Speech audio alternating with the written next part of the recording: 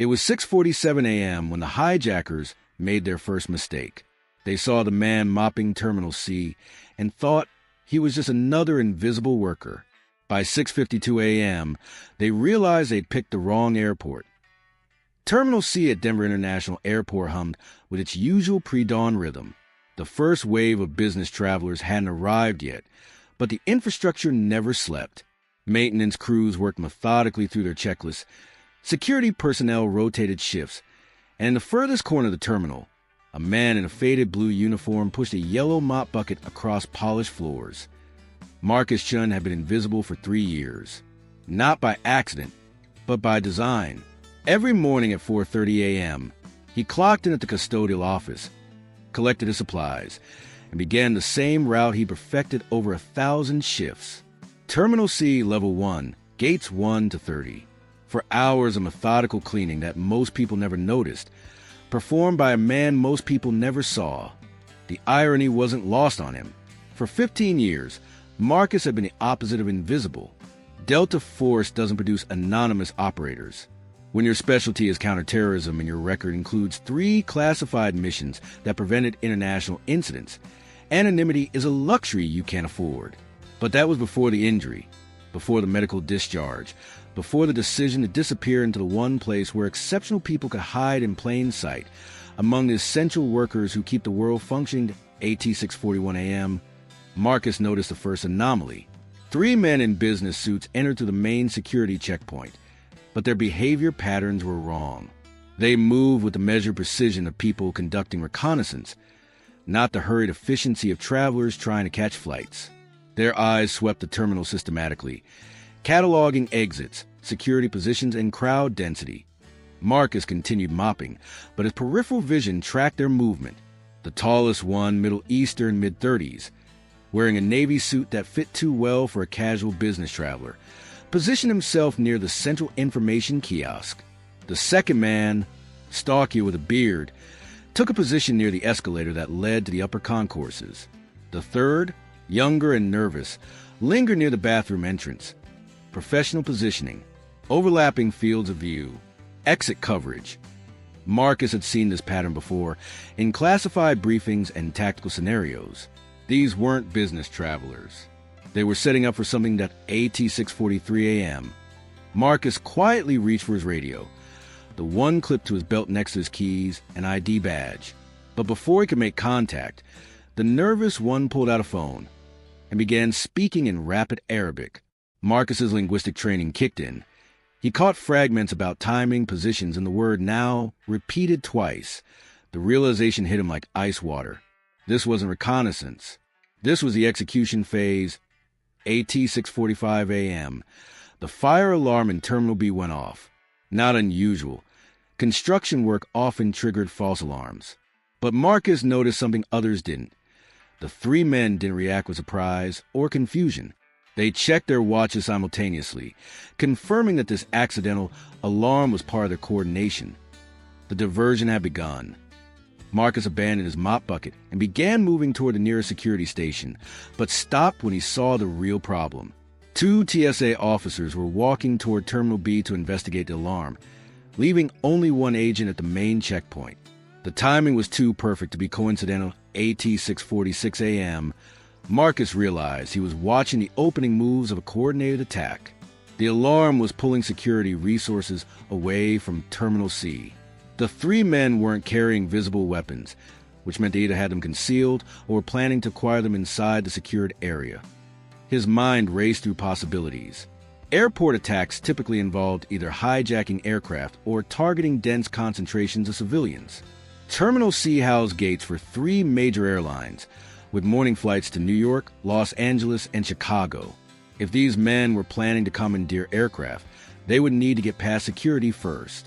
But if they were planning something else, Marcus glanced at the departure board. Gate 15 was boarding Flight 447 to JFK, 180 passengers, full fuel load, departing in 20 minutes. Gate 23 was preparing Flight 203 to LAX, 200 passengers, also fully fueled. Either aircraft could be turned into a weaponed AT 6:47 a.m. The tall man in the Navy suit began walking toward the security checkpoint.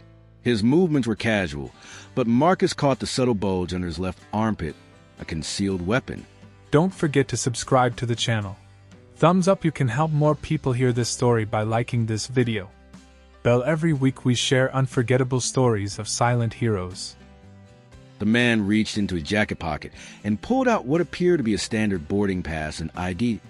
That's when Marcus realized the scope of the operation. These weren't desperate amateurs trying to smuggle weapons through security. They had legitimate credentials, which meant they had inside help or sophisticated forged documents. They were planning to get through security legally, then execute their plan on the secured side of the terminal. Marcus had approximately 3 minutes to prevent catastrophe. The first challenge was credibility. Who was going to believe a custodial worker claiming to have identified a terrorist cell? His radio would reach airport security. But by the time he explained the situation, verified his observations, and convinced someone to take action, the men would be through the checkpoint. The second challenge was evidence. Everything he'd observed was suspicious, but not definitively criminal. 3 men in business suits, professional behavior, legitimate travel documents, without visible weapons or explicit threats. Security would treat this as a paranoid report from a civilian employee. The third challenge was his own status. Marcus Chun, custodial worker, had no authority to detain suspects or interfere with airport operations. But Marcus Chun, former Delta Force operator, had skills that might be more relevant than his current job titled at AT 648 AM. Marcus made his decision. He couldn't stop the attack through official channels, but he could disrupt it through unofficial ones. The key was to create enough confusion and delay to either force the attackers to abort or buy time for proper security response. Marcus moved toward the man with the measured pace of someone performing routine maintenance, pushing his mop bucket ahead of him. To casual observers, he was just another invisible worker doing his job, but his route brought him within listening distance of the bearded man near the escalator. The man was speaking quietly into a phone, and Marcus caught key phrases. Security is thin. 2 minutes behind schedule. Proceed to secondary positions. Secondary positions. This confirmed Marcus's worst fears. The 3 men he'd identified were only the first wave. There were additional operatives already in place, probably beyond the security checkpoint. Marcus reached into his supply cart and pulled out a small spray bottle labeled glass cleaner. In reality, it contained a mixture he prepared 3 years ago and refreshed monthly, a concentrated solution that would trigger the airport's chemical detection systems. It deployed near the main air intake vents. He'd hoped never to use it, but if he could trigger a partial evacuation of Terminal C, it would disrupt whatever timeline the attackers were following to AT 649 AM. Marcus deployed the solution near the main air circulation intake, then immediately moved away. Within 30 seconds, the automated systems would detect the chemical signature and initiate protocols. It wouldn't cause a full evacuation, but it would bring additional security personnel to Terminal C and create enough confusion to disrupt the attack timeline. The tall man in the Navy suit was now third in line at the security checkpoint. Behind him, the other 2 men were positioning themselves for their own approach. Marcus needed to delay them for at least 3 more minutes. He accidentally knocked over a trash can near the bearded man, spilling coffee cups and newspapers across the floor. As he began cleaning up the mess, he positioned himself to overhear more of the phone conversation. Chemical alert, but proceeding. Target aircraft unchanged. Window closes in 12 minutes. 12 minutes. Marcus now had a hard deadline, AT 650 AM. The chemical detection system activated. Yellow lights began flashing throughout Terminal C. An automated announcement requested passengers to remain calm while air quality was verified. Security personnel began moving toward the affected area, but the main checkpoint remained operational. The tall man reached the metal detector. Marcus watched as he placed the belongings in the X-ray bin. Laptop, phone, wallet, keys. No obvious weapons. But Marcus knew that modern airport security had vulnerabilities. Weapons could be disassembled and distributed among multiple passengers, then reassembled after passing through security. The man passed through the metal detector without incident. But as he collected his belongings, Marcus noticed something critical. The man's eyes went immediately to Gate 15, where Flight 447 was boarding. Not the casual glance of someone checking their departure gate, but the focused assessment of someone confirming their target, AT 651 AM. Marcus realized he was out of time for subtle disruption. The chemical alert had created chaos, but not enough to stop the attack.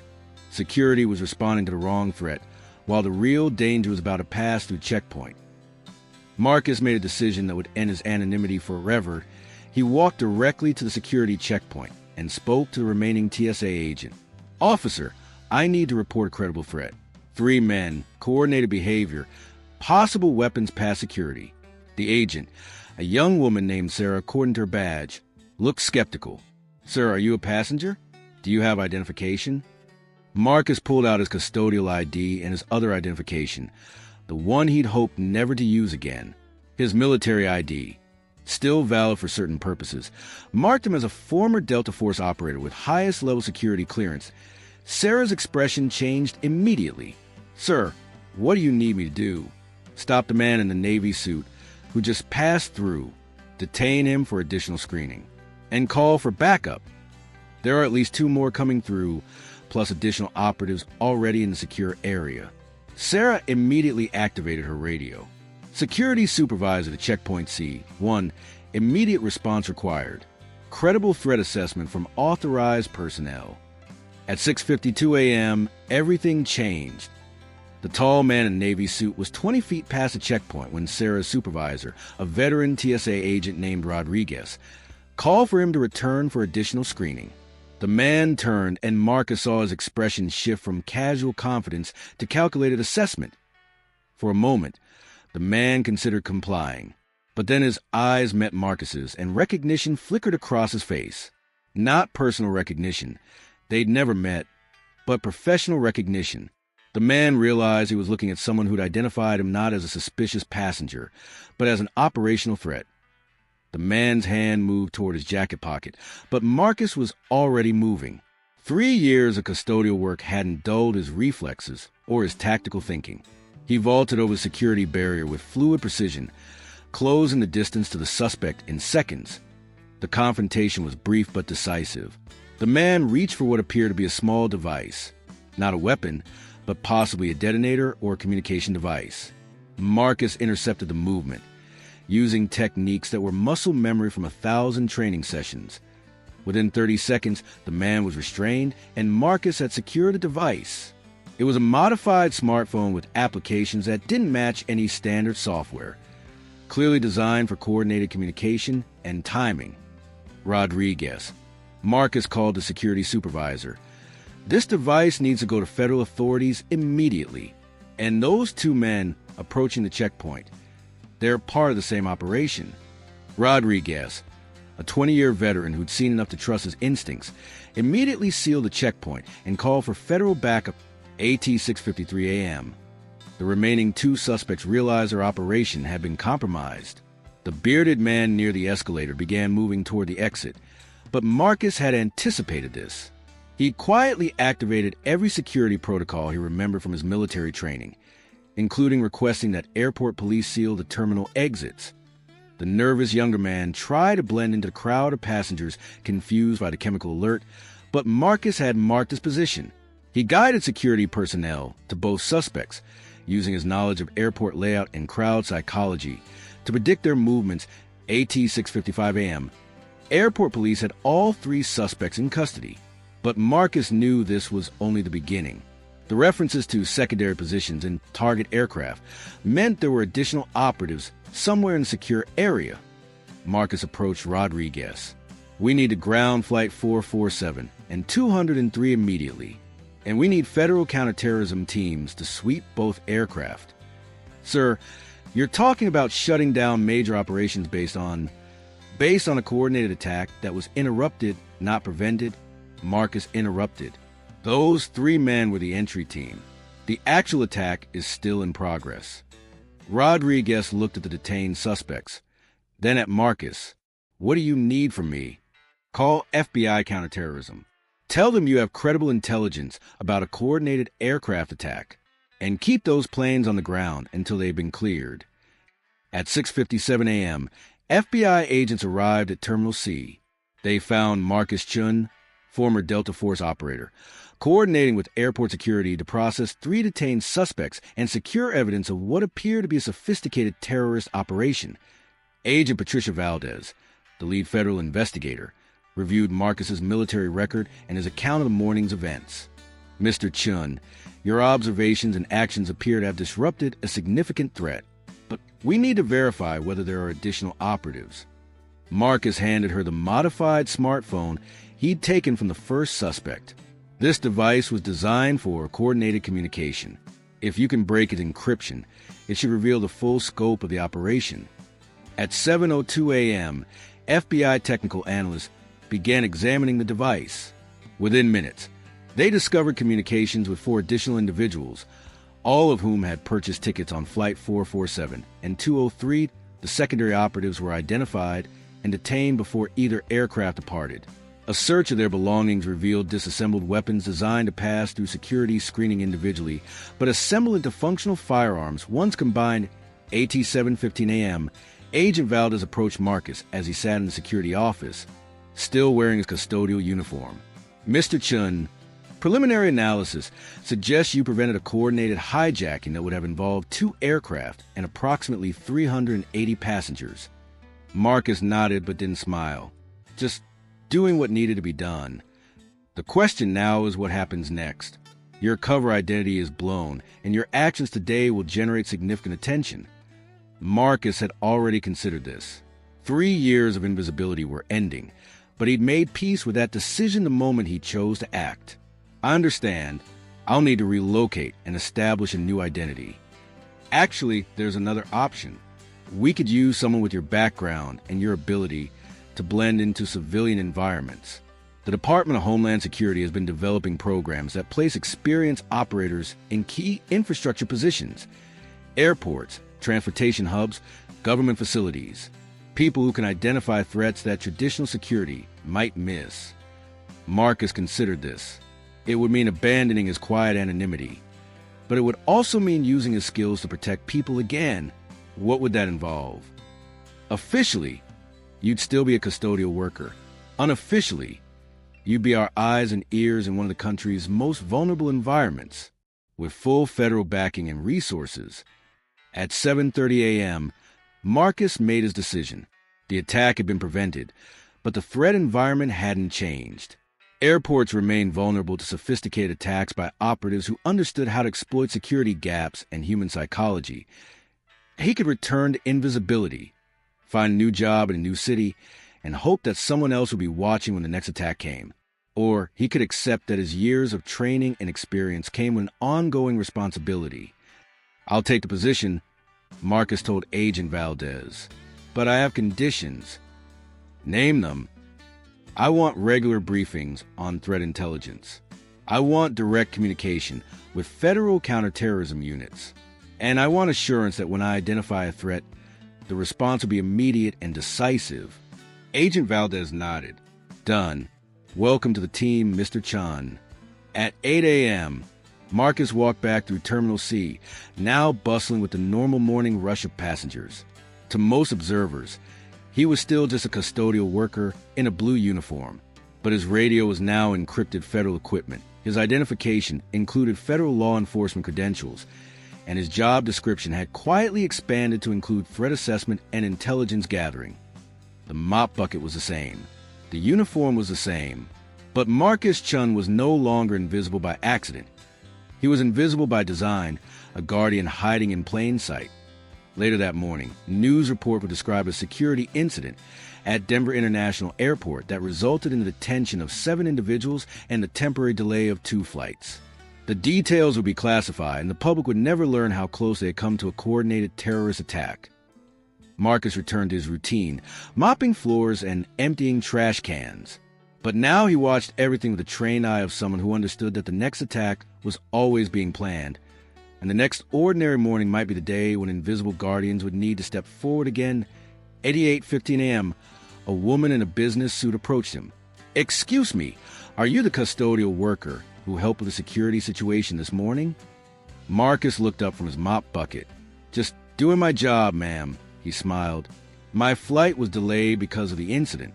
I was frustrated until I heard from the gate agent that someone prevented something much worse from happening. I wanted to say thank you. Thank you for saying that," Marcus replied. But really, I was just paying attention. As she walked away, Marcus reflected on the morning's events. 7 potential terrorists in custody, 2 aircraft full of passengers safe, and a threat neutralized before it could develop into a catastrophe. But the most important outcome was that most people would never know how close they'd come to tragedy. That was exactly how it should be. Marcus returned to his methodical cleaning routine, but his awareness remained heightened. Somewhere in the terminal, other potential threats might be conducting reconnaissance, planning attacks, or positioning themselves for future operations. And somewhere in the terminal, a former Delta Force operator in a custodial uniform would be watching, waiting, and ready to act when the next 6:47 a.m. arrived. The morning shift continued, ordinary and invisible, protected by guardians who chose to remain the same way at 8:09 a.m. Marcus received his first encrypted briefing through his new federal radio system. 3 other airports had reported suspicious activities that morning. Coordinated teams of men in business suits, conducting apparent reconnaissance. The Denver incident wasn't isolated. It was part of a larger pattern. Marcus looked up from his radio at the bustling terminal, filled with travelers who had no idea that their safety depended on people they'd never notice, doing jobs they'd never think about. He picked up his mop bucket and continued cleaning, ready for whatever came next. Because somewhere, someone was planning the next attack, and when they made their first mistake, they discovered they'd picked the wrong airport again. Some guardians wear uniforms and carry badges. Others push mop buckets and empty trash cans. But they all serve the same purpose: standing watch in the spaces between peace and chaos, between ordinary mornings and extraordinary threats. Marcus Chin had found his calling in the most unlikely place, not in the spotlight of military operations, but in the shadows of everyday work, protecting people who would never know his name. And that was exactly where he belonged.